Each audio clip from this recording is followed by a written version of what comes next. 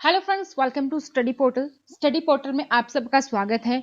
और अगर आप ये वीडियो देख रहे हैं तो कहीं ना कहीं आपका भी सपना है कि आप एक टीचर बने। जैसा कि आप सभी जानते हैं कि जो मोस्टली पॉपुलेशन है वो दिल्ली में है या एनसीआर में है, जो हमारे साथ जुड़ी हुई है। इसके साथ बाकी शहरों से भी लोग जुड़े हुए हैं। तो सबसे पहले हम यहाँ इस वीडियो में बात करेंगे कि अगर आप दिल्ली शहर से हैं या दिल्ली में आप टीचर लगना चाहते हैं या नियर बाय एनसीआर से हैं, गुड़गांव, फरीदाबाद या कोई भी सिटी जहां से हैं आप, लेकिन आप दिल्ली में जॉब करना चाहते हैं और वो भी अपने सपने के साथ, यानी कि एक टीचर के तौर पर, तो वो हम इस वीडियो में यहाँ पर जानेंगे कि क्या होता है पीजीटी, क्या होता है टीजीटी, क्या होता है पीआरटी, क्या क्वालिफिकेशन चाहिए होती हैं, कैसे मैं टीचर बन सकता हूँ, क्या टिप्स हैं जो मुझे देखनी होंगी, क्या टिप्स हैं जो मुझे बातें ध्यान में रखनी होंगी, उसके साथ मैं टीचर बन सकता हूँ। एक टीचर क्या होता है, एक अच्छा टीचर क्या होता है, एक स्टूडेंट आपसे क्या एक्सपेक्ट करता है या आप स्टूडेंट से क्या एक्सपेक्ट करते हो, टीचर बनने के लिए क्या-क्या क्वालिटीज आपके अंदर होनी चाहिए। तो सारी बातें हम इस वीडियो में यहाँ पर डिस्कस करेंगे। वीडियो को अंत तक जरूर देखें अगर आप एक टीचर बनना चाहते हैं तो वीडियो को लाइक जरूर करें और कमेंट करें अगर आपके पास कोई और डाउट है या आप किसी और स्टेट के बारे में या किसी और कॉम्पिटिटिव एग्जाम के बारे में जानकारी चाहते हैं, तो आप अपने सुझाव और अपने डाउट्स हमें कमेंट सेक्शन में कमेंट कर सकते हैं। वीडियो को लाइक जरूर कीजिएगा और अगर अभी तक आपने चैनल को सब्सक्राइब नहीं किया है या आप पहली बार मुझे सुन रहे हैं, चैनल पर नए हैं, तो चैनल को सब्सक्राइब करना ना भूलें। तो चलिए दोस्तों शुरू करते हैं। टीचर क्या होता है, एक टीचर। तो टीचर आपने बनने का ठान लिया है तो यानी कि आप टीच करने वाले हैं। क्या एक टीचर सिर्फ टीच करता है या एक टीचर का कुछ और भी काम होता है? एक टीचर ना कि सिर्फ टीच करता है बल्कि एक सुनहरे भविष्य का निर्माण करता है। ये बात हम हमेशा से सुनते आए हैं और ये बात ट्रू भी है, क्योंकि एक जो ट्रू सिटीजनशिप है, जो सच्चा नागरिक है, कैसा नागरिक है, कैसे बच्चे को शिक्षा देनी है, वो माता पिता तो देते ही हैं, लेकिन टीचर का सबसे बड़ा अहम रोल रहता है उसमें। तो क्या है टीचर के बारे में हम थोड़ा सा एक्सप्लेन करने की कोशिश करें तो क्या करता है टीचर? टीच करता है, ई से एक्सपर्ट। वो अपने सब्जेक्ट में एक्सपर्ट होता है। ये नहीं कि वो सिर्फ अपने सब्जेक्ट में एक्सपर्ट है तो किसी और की तरफ ध्यान नहीं देगा, किसी और सब्जेक्ट के बारे में अगर कोई क्वेश्चन उससे पूछे तो वो बिल्कुल इसमें जीरो होगा। एडवाइजर होता है वो सलाहकार भी होता है। और अगर किसी और सब्जेक्ट से कोई क्वेश्चन भी आता है तो उसको थोड़ी बहुत नॉलेज रखनी जरूरी होती है अपने सब्जेक्ट की एक्सपर्टाइज के साथ साथ। कोच करता है आपको किसी भी चीज के लिए, किसी भी प्रॉब्लम से टैकल करने के लिए, किसी भी सब्जेक्ट में कैसे सोचना है, किस चीज को कैसे हैंडल करना है, ये सब भी आप कोच करते हो बच्चे को।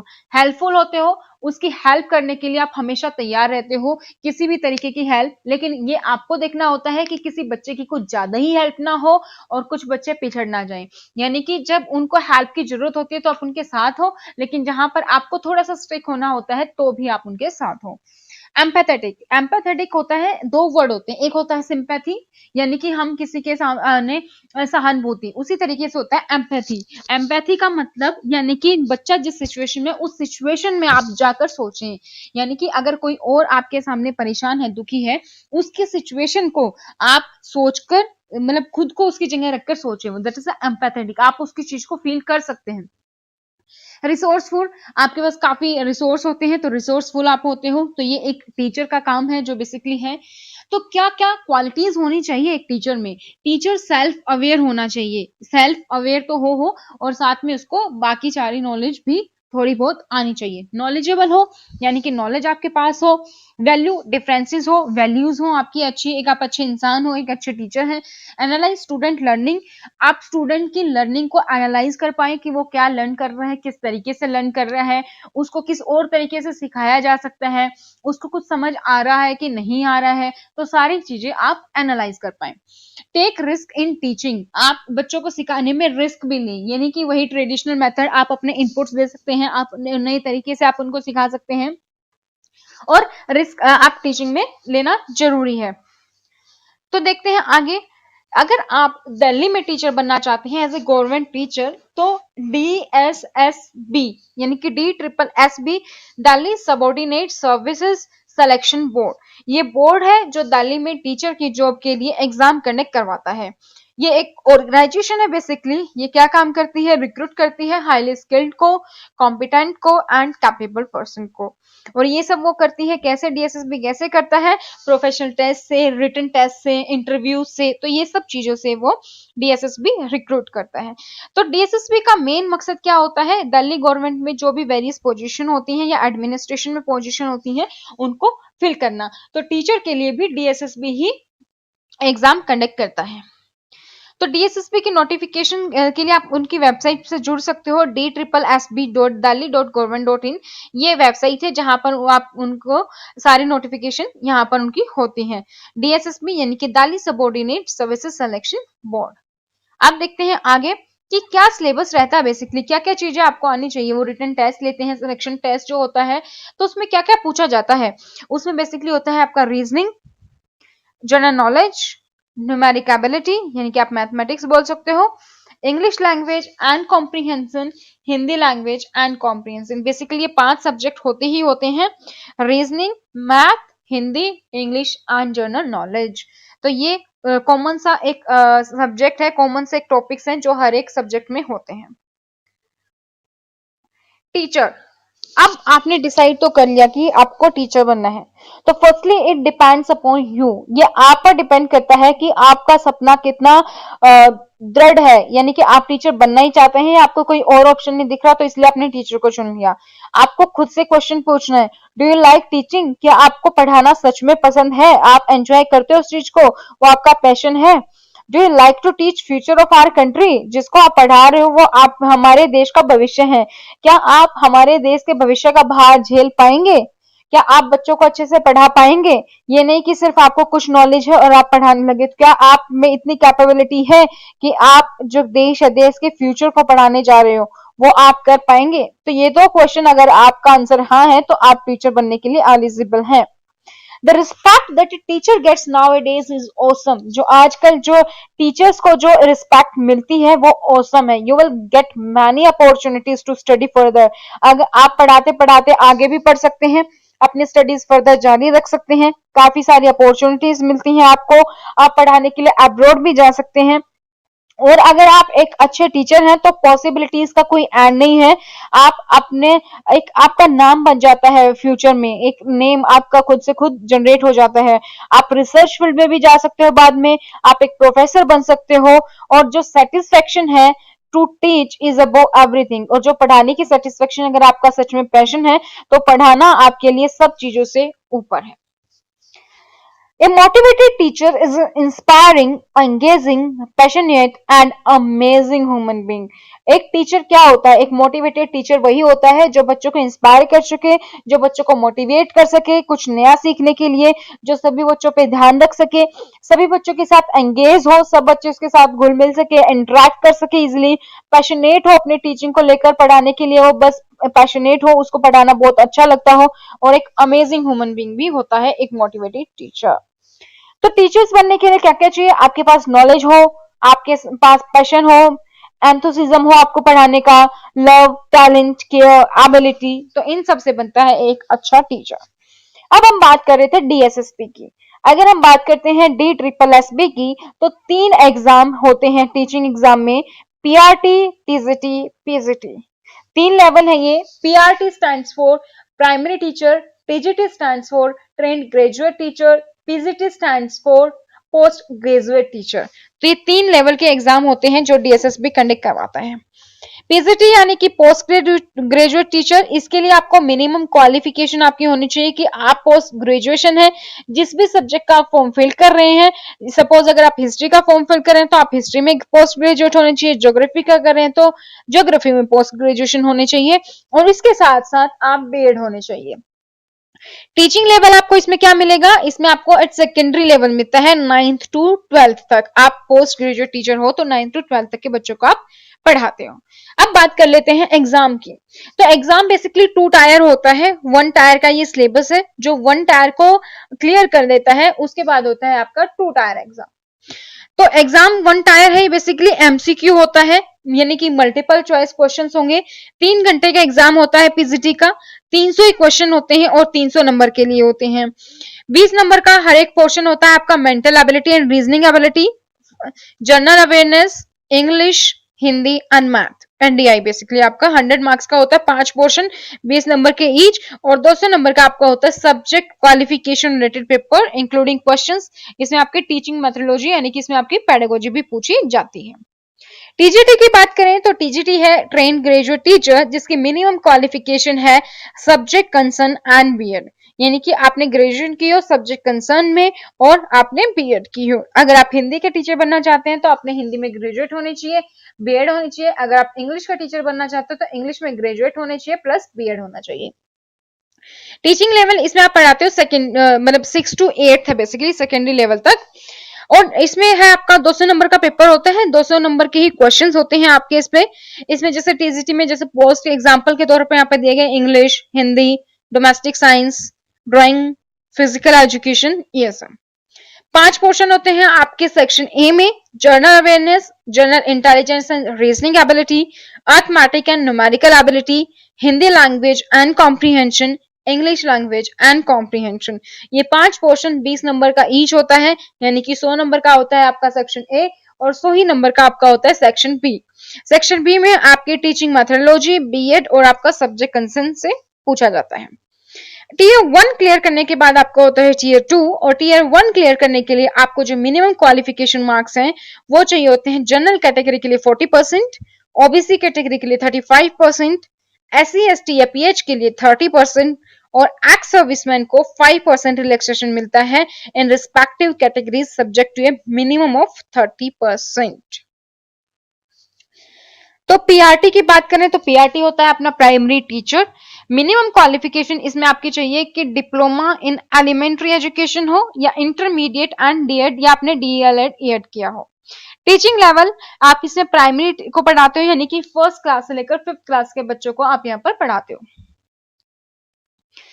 इसका सिलेबस देखें तो जनरल अवेयरनेस होता है आपका 20 नंबर का 20 questions, general intelligence and reasoning ability 20 number के 20 questions, arithmetic and numerical ability 20 number के 20 questions, Hindi language and comprehension 20 number के 20 questions, English language and comprehension 20 number के 20 क्वेश्चन, और सब्जेक्ट कंसर्न आपकी टीचिंग मेथोडोलॉजी या BL, BEd, DEd, NTT, JBT, इन सब से आपका होता है 100 क्वेश्चंस जो भी आपने किया है।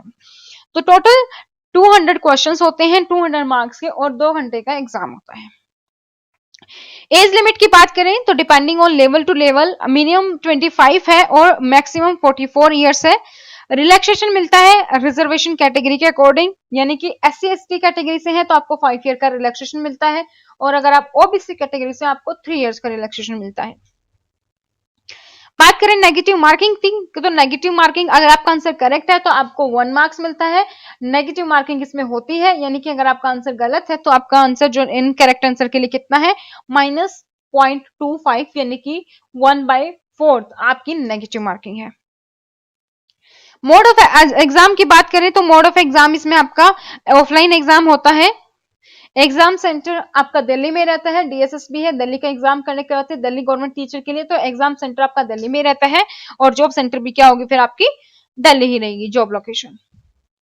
ट्रांसफर की बात करें तो as a Delhi government teacher आप ट्रांसफर हो सकते हो डिफरेंट डिफरेंट स्कूल में, डिपेंड। सपोज अगर आप सरोजनी नगर में टीचर हो तो 3 साल बाद आप नजरगढ़ में भी ट्रांसफर हो सकते हो, दैट डिपेंड्स, ट्रांसफर में भी देयर।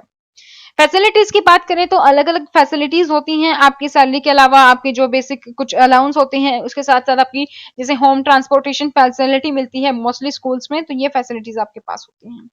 अब आपने एग्जाम के बारे में जान लिया, क्वालिफिकेशंस जान ली, एज जान ली, ट्रांसफर फैसिलिटीज के बारे में हमने जान लिया, क्या सिलेबस होता है वो जान लिया, नेगेटिव मार्किंग है कि नहीं वो जान लिया, एग्जाम का मोड क्या है, किस तरीके के क्वेश्चंस आते हैं, सारी इंफॉर्मेशन हमें मिल चुकी है।